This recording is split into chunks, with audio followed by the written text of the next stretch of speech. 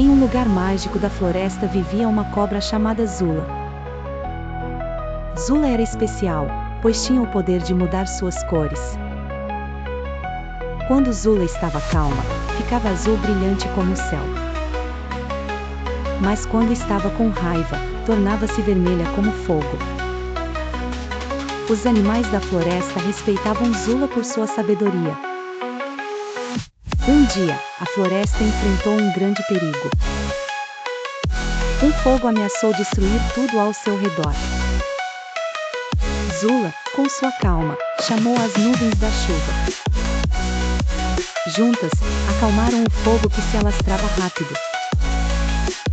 Os animais aplaudiram Zula, pois salvou suas casas. Desde então, Zula é vista como guardiã da floresta. A lição que Zula nos ensina é de calma e sabedoria. Nos momentos difíceis, manter a calma pode salvar o dia. Zula nos lembra que todos temos um poder especial dentro. E que esse poder deve ser usado para o bem. Com isso, Zula vive feliz e respeitada entre todos.